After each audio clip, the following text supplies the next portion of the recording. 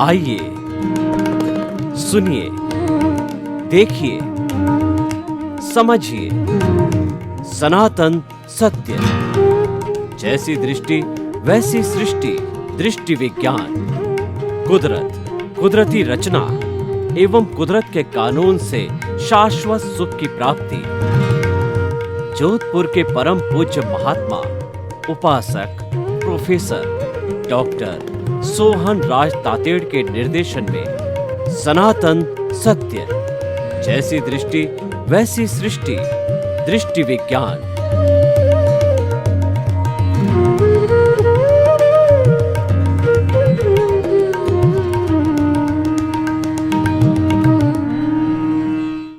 भाई और बहनों, मातृशक्ति को नमन। आज का हमारा बहुत सुंदर विषय बुद्धि के परे क्या है। बुद्धि जो है, सबसे पहले अगर हम इस शरीर के से बात चले तो शरीर के बाद आता है हमारा श्वास। जो हम श्वास लेते हैं उसके बाद में आती इंद्रियां, 5 इंद्रियां, स्पर्शन रसन घ्राण चक्षु इंद्रियाणी श्रोत्राणी। ये 5 इंद्रियां हैं, बाहरी जगत से संपर्क करती है कि व्यवहार जगत में क्या चल रहा है, क्या वहाँ से लेना है और क्या वहाँ देना है। वो सारा जो संपर्क का जो कहना चाहिए सिस्टम होता है वो इंद्रियों के माध्यम से होता है। तो इसीलिए इंद्रियां जो है हमारी जो कहना चाहिए एक PRO है, संपर्क स्थापित करने वाली है। तो ये तो हो गया हमारा जो है इंद्रियों का हो गया। अब उसके बाद जो आता है वह भीतरी जगत का है, मन आता है। मन एक मैनेजर है।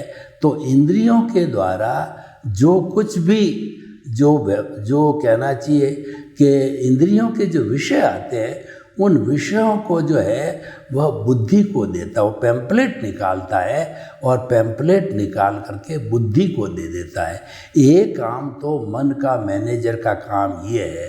दूसरा जो है इस मैनेजर का काम ये है कि वर्तमान काल का जितना हम चिंतन करते हैं, सोचते हैं, खाना पीना उठना बैठना, जो मन वचन काया, जो मन, इन तीनों की जो क्रिया होती है मन से होती है। क्योंकि पहले तो चिंतन आता है और फिर उसके बाद हम कोई काम करते। जैसे मैं स्टूडियो से बोल रहा हूँ तो घर से पहले मैंने चिंतन किया कि स्टूडियो जाना है और जाने के बाद के अंदर जो है हम यहाँ पहुँच गए।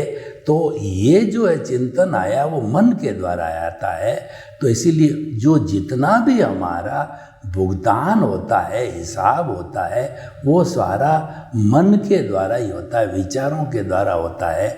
इसीलिए कहा जाता है अगर आपको उसके साथ जुड़ना नहीं है तो विचारों को बाईपास करो, कि जैसा हमारा उदय और प्रारब्ध है वैसे विचार आएंगे। मान लीजिए हमारे भीतर से अशुभ भाव चल रहे हैं तो अशुभ भाव पापकारी जो है प्रवृत्तियों का, नेगेटिव थॉट्स का, किसी की निंदा करने का विचार आएगा हमारे मन में, किसी का बुरा करने का विचार आएगा, किसी को मारने पीटने का विचार आएगा, किसी का तिरस्कार करने का आएगा, क्योंकि वो अशुभ विचार है।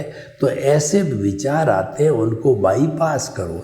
इनके साथ अगर हम bypass, here lies the point, ये बहुत बड़ा साधना का जंक्शन पॉइंट है कि अगर हम विचारों को बाईपास कर देते हैं तो वो विचार हमारे पे प्रभाव नहीं छोड़ते, क्योंकि वो तो अवस्था है। अवस्था भुगत ली और चली गई।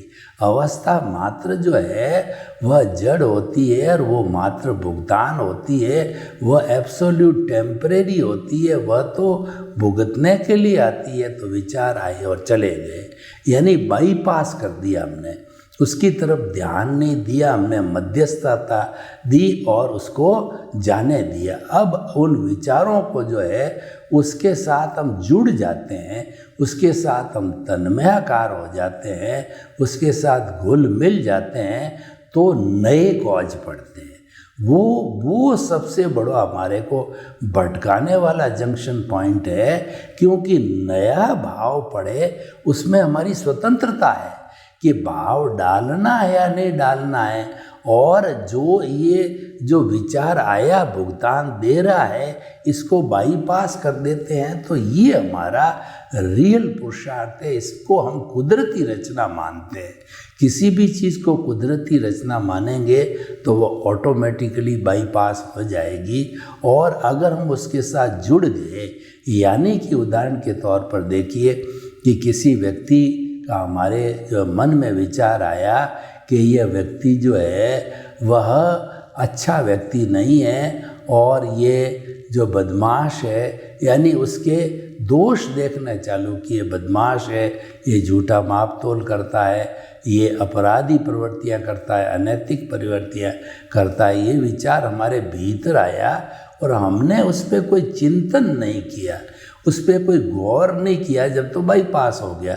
लेकिन गौर करके और फिर हमने अपनी तरफ से जोड़ा, यह व्यक्ति तो ऐसा ही है, ये तो कई समय से करता आ रहा है, और उसके ऊपर अभिप्राय और ओपिनियन दे दी, यानी जो चिंतन चल रहा है उसी पर अपना रिमार्क्स लगा दिया कि ये तो ऐसा ही है और वास्तव में इसके साथ तो बुरा बर्ताव होना चाहिए, इसको जेल होनी चाहिए, इसको सामाजिक बहिष्कार होना चाहिए, इसको घर में आना नहीं देना चाहिए। तो ये जो नया अभिप्राय हमने जोड़ा है, ये अभिप्राय नए भाव डालता है और उसको बाईपास कर देते हैं, तो वह हमारा भुगतान हिसाब क्लियर होकर के और समाप्त हो जाता है। ये पॉइंट समझने का है। नए भाव कब पड़ते हैं? नए भाव जो भुगतान आने वाला, यानी जो प्रारब्ध और उदय है, उसके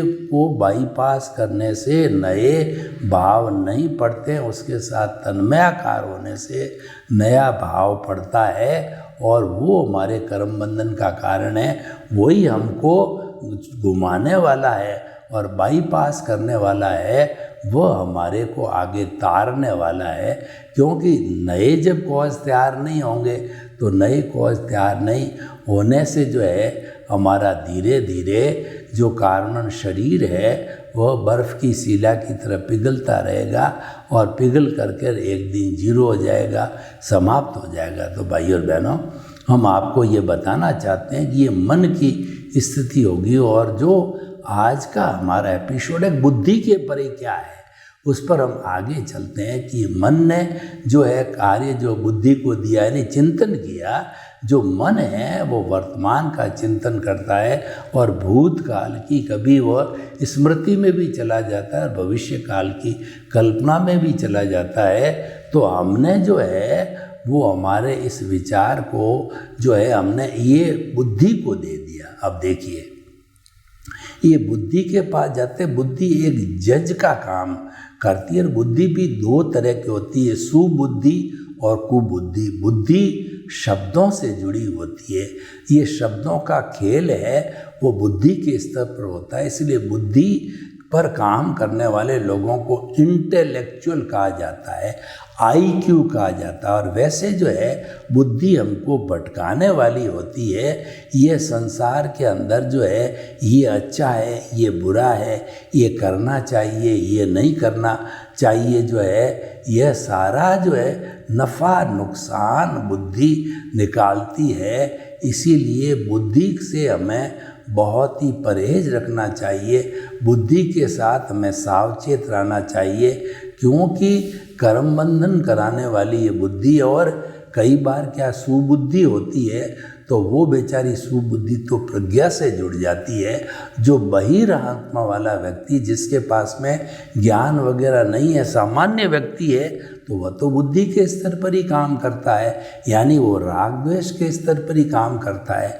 लेकिन कोई भी जो है व्यक्ति ऐसा है कि जिसको जो है जो बुद्धि के परे का ज्ञान मिल गया, बुद्धि के परे का जो ज्ञान मिलता है वो गुरु के द्वारा मिलता है। गुरु, गु का मतलब अंधकार, रू का मतलब दूर करने वाला। गुरु वह व्यक्ति है जो अज्ञान रूपी अंधकार को दूर करता है। सद्गुरु हो या हमारा ज्ञानी पुरुष हो, उनका अतिशय होता है और वो निमित्त बनते हैं, हम निमित्त बनते हैं, और उसके साथ साथ में उनका पुण्योदय होता है, हमारा पुण्योदय होता है। और उनकी कृपा होती है, हमको गुरु के द्वारा ज्ञान मिल जाता है। ज्ञान मिलने का अर्थ ये है कि हमारे भीतर चेतना का ऊर्ध्वारोहण होता है। हमारी चेतना को जो है वो प्रकाशित, स्व पर प्रकाशक है, और ये जो गुरु होता है वो प्रकाशित कर देता है। गुरु क्या करता है कि हमारी सीट बदल देता है। पहले जो सामान्य व्यक्ति होता है वह जो है कर्ता भाव की सीट पर बैठा, उसका चिंतन यही रहता है कि इस शरीर, यह मेरा शरीर है और इस शरीर का संचालक मैं ही हूँ। तो ये जो स्थिति आती है वो कर्ता भाव कहलाता है, और गुरु सबसे पहले कर्ता भाव पर चोट करता है। वो हमारे से जो है वो MOU मांगता है कि द्रव्य कर्म, भाव कर्म, नौ कर्म, मन वचन काया तथा मेरे नाम की सर्व माया आप प्रकट ज्ञानी पुरुष के सुचरणों में समर्पित करता हूँ। भक्ति मार्गी बना देते हैं, मेरा कुछ नहीं है, जो है जो सब कुछ आपका ही है।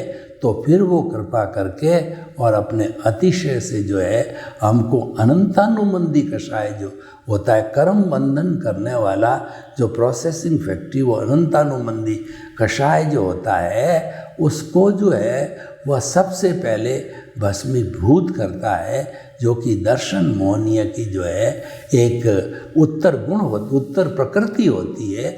उसको भस्मीभूत करने से नए कर्मों का बंध नहीं होता है, बिल्कुल बंध नहीं रुकता है, पर इरियापतिक होता है, क्योंकि अभी तक जो दर्शन मोहनीय की जो 4 अवस्थाएं हैं, अप्रत्याख्यानी, प्रत्याख्यानी और स्वंजलन जो है वो अभी मौजूद है, लेकिन वो इतनी डाइल्यूट है कि वह एज गुड एज डिस्चार्ज के बराबर होती है। तो इस तरीके से जो है ये हमारा सारा जो है वह इसके द्वारा होता है, और हम जो है वह जो अभी हमने ये स्थिति जो हुई हमारी, उससे क्या है कि हमारे को ज्ञान प्रेषित हो गया। ज्ञान प्रेषित होना और कर्ता पद हटा करके हमको जो है अकर्ता बना दिया, निमित्त बना दिया। जन्म जन्मांतर के लिए हमारा जो कर्ता पद पा उस पर चौकड़ी लगा दी। कभी आप पावर हाउस गए हुए हो तो पावर हाउस पे बड़े अक्षरों में खतरा लिखा होता है, और उसके ऊपर लाल रंग की चौकड़ी होती है और एक खोपड़ी होती है और एक जो हड्डी होती है, ये दिखाया जाता है ये खतरा है। ये 1133 kVA की लाइन चल रही, उस पर किसी तार को टच किया तो आप भस्मीभूत हो जाओगे, जल जाओगे। तो ये उस खतरे को जो है वो उसको खतरा मान करके रोक देता है। परमानेंटली जन्म जन्मांतर के लिए जो है हमको अकर्ता यानी निमित्त बना देता है। तो जब व्यक्ति कोई भी अकर्ता बन जाता है तो निमित्त के साथ में निमित्त निर्दोष अकर्ता और शुद्ध आत्मा की भावना से जो है वो इसको जो है आगे से आगे विकसित करता रहता है। उससे जो हमारा सम्यक ज्ञान दर्शन है उसका डेवलपमेंट चालू हो जाता। अकर्ता बनते ही जो हमारा दर्शन मोहनीय भस्मीभूत हुआ, यानी मोहनीय कर्म हमारा काफ़ी हल्का हो गया। जब मोहनीय कर्म हल्का होता है तो उसके बाद में ज्ञानावर्णीय और दर्शनावर्णीय ये 2 कर्म रहते हैं, क्योंकि ज्ञान और दर्शन है वो चेतना का लक्षण होता है।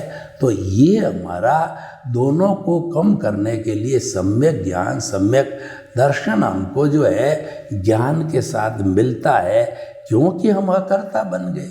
अकर्ता बनने से क्या हो गया कि यह शरीर मेरा नहीं है और न मैं इस शरीर का संचालक हूँ। इसका संचालन तो कुदरत के हाथ में है।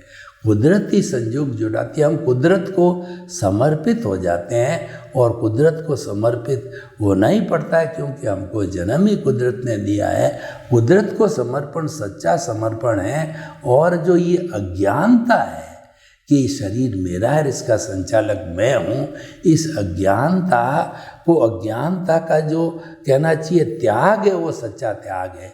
हम दूसरे त्याग की बात करते हैं कि जो है हम मलौठाई करते हैं, उपवास करते हैं और वष्टि तप करते हैं, बड़ी बड़ी तपस्याएं करते हैं, लेकिन जो सच्चा त्याग है वह अज्ञानता का त्याग है। अज्ञानता का त्याग है कि मैं शरीर हूँ और शरीर का संचालक हूँ, ये सबसे बड़ी अज्ञानता होती है। तो ये हमारे को ज्ञान करा दिया जाता है। तो ये ज्ञान कराने के बाद हम बुद्धि के परे चले जाते हैं। Here lies the point. बुद्धि के परे जाने का मतलब ये है कि ज्ञान मिलते ही हमारी आत्मा के अंदर जो है वो खुद तो अक्रिया कुछ करती नहीं है, लेकिन एक भाव सत्ता बाहर निकल के आती है, जिसको हम प्रज्ञा कहते हैं, जिसको हम इंट्यूशन कहते हैं। यह बुद्धि से परे की चीज़ है। इंट्यूशन में शब्द नहीं है, बुद्धि इंटेलेक्चुअल है, उसमें शब्द है। ये डिफरेंस समझने का है कि जो प्रज्ञा है वो मोक्ष की प्रतिनिधि है, वो हमेशा हमें जो है वो मुक्ति की ओर ले जाने का प्रयास करेगी, या जो है हमको प्रेरणा देगी और हमको जो है इधर उधर भटकने नहीं देगी। जबकि बुद्धि तो जो है हमें संसार में भटकाती है, हमको पुण्य पाप में भटकाती है और हम जन्म जन्मांतर भटकते रहते हैं। ये बेसिक डिफरेंस हो गया।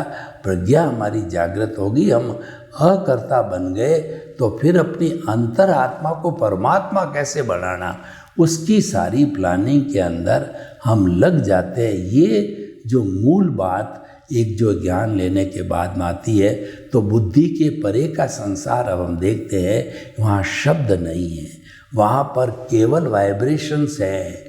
ये संसार जो हमारा है, ये तेजस शरीर का संसार जो है, संसार है, ये अवचेतन मन का है, सबकॉन्शियस माइंड का है, और ये इंद्रियातीत अवस्था होती है, ये बुद्धि से परे की अवस्था होती है।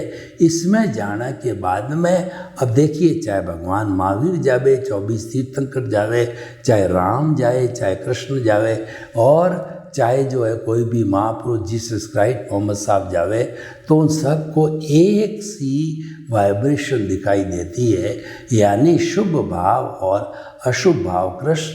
कृष्ण नील कापोत तेजो लेशिया है, कृष्ण नील कापोत है, ये अशुभ भाव की लेशियाएँ होती है और ये अशुभ भाव लाती है, और तेजो पद्म शुक्ल लेशियाएँ ये शुभ भाव की है।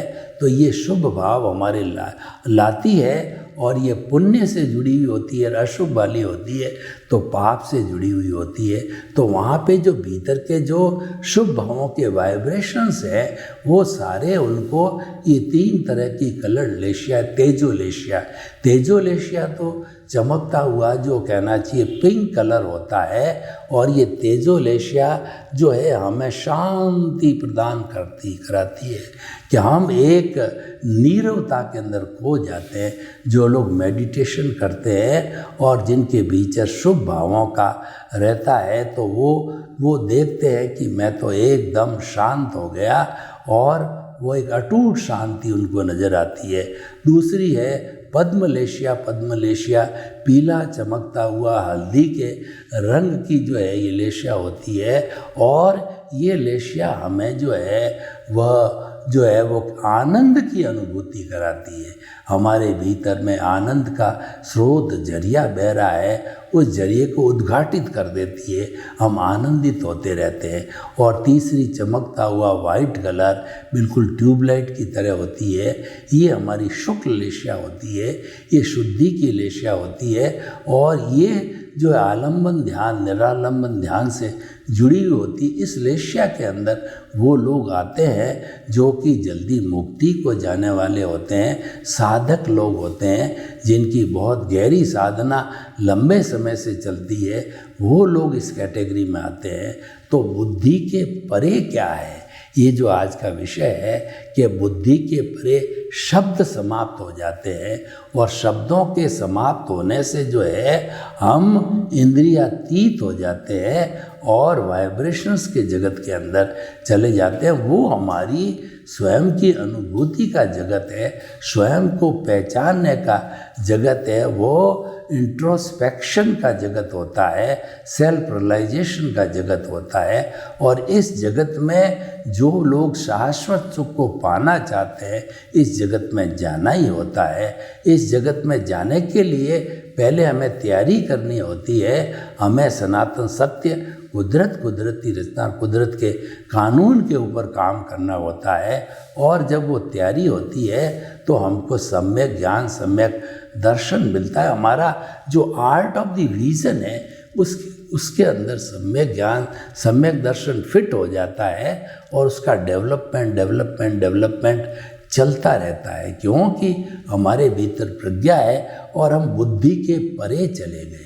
बुद्धि होती है वो संसार में भटकाती है, ज़्यादा व्यवहार जगत में काम करती है। लेकिन कोई व्यक्ति इंट्यूशनल हो जाता है तो वह विदेह हो जाता है। शरीर में रहते हुए शरीर का भान नहीं होता है तो वो विदेह होता है, वो जीवन मुक्त हो जाता है। यानी वो जो हमेशा वर्तमान में जीता है और उसके साथ साथ के अंदर वो ज्ञानी पुरुष होता है, तो हर चीज़ जो उसके सामने घटित हो रही है उसको कुदरती रचना देखता है। वो ये समझता है कि मन, वचन, काया तथा उससे जुड़ी हुई हर अवस्था मात्र कुदरती रचना है। और ये कुदरती रचना को जो कुदरती रचना के रूप में मानते रहिए, तो फिर हमारे जो विचार आते हैं वो बाईपास होते जाते हैं और हम धीरे धीरे मुक्ति की ओर प्रस्थान करने लग जाते हैं, क्योंकि वह जो हमारी अच्छी शुद्धतम अवस्था होती है।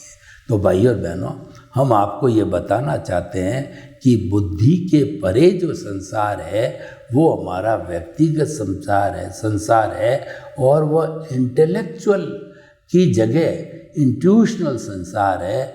उसके अंदर अगर हम कोई भी करेक्शन देते हैं तो करेक्शन स्थायी हो जाता है और व्यक्ति धीरे धीरे जो है वो इंट्यूशनल होते जो है वो मुक्ति की ओर ज़्यादा प्रयाण करने लग जाता है, क्योंकि वो स्थान शुद्धि का स्थान होता है।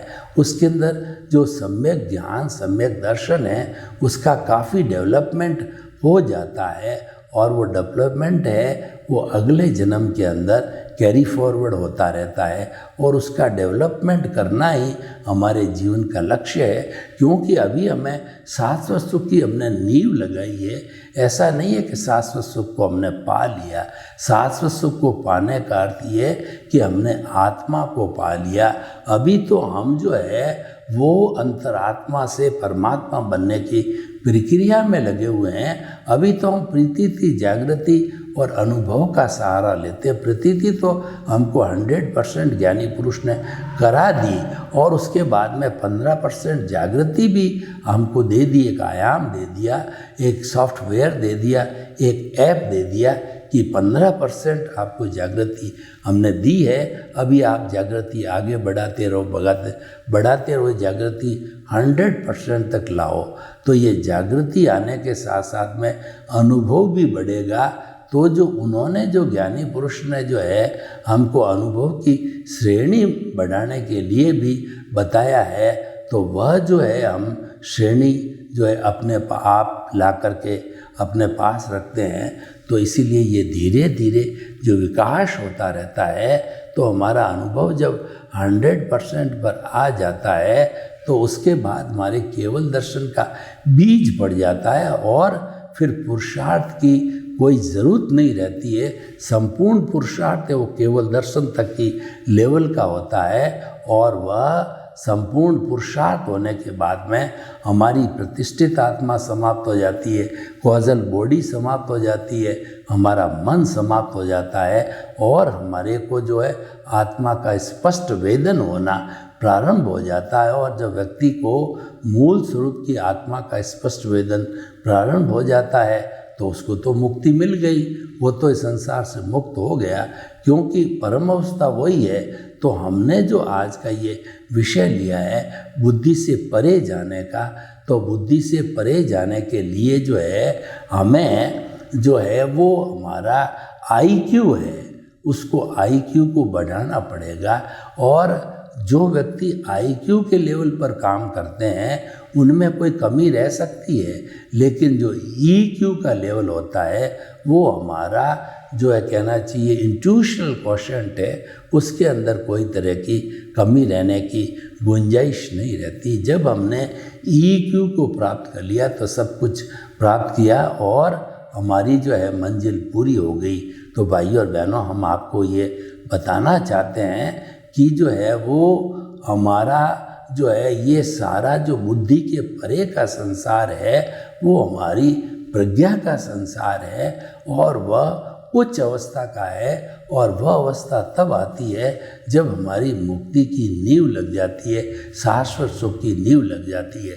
तो हम आपको बताना चाहते हैं कि बुद्धि के परे जो है हमारा जो है उच्च स्थान होता है, उस स्थान को प्राप्त करने के लिए हमें मेडिटेशन करना होता है। और वो मेडिटेशन जो है वो हम ज्यों-ज्यों अभ्यास के अंदर बढ़ाते हैं तो इंद्रियातीत होने लग जाता है और उस तक जाने का रास्ता भी यही रहता है। तो हमें जो बुद्धि के साथ रहते रहते बुद्धि के परे जाने का जो है वो मेडिटेशन के माध्यम से भीतर झांक कर उसका अभ्यास करना चाहिए। सर्वे भवन्तु सुखिनः, सर्वे सन्तु निरामया। लोक के सब जीवों को सुख मिले, शांति मिले, आनंद मिले, प्रेम मिले, सौहार्द मिले और सभी हम अपने आप का लेखा जोखा करके अपने आप को पहचाने। आपके प्रति मंगल।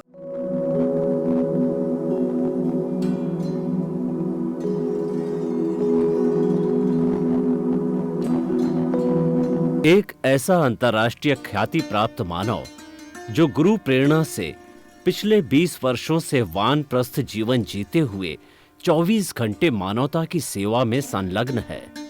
एक ऐसा मानव जो अभी राष्ट्रीय, अंतर्राष्ट्रीय टीवी चैनलों पर 7,500 एपिसोड के माध्यम से सनातन सत्य, आत्मविज्ञान एवं पुनरुत्थान व्यवहार एवं निश्चय जगत के जीवनोपयोगी विषयों पर हृदय स्पर्शी प्रवचन कर चुका है।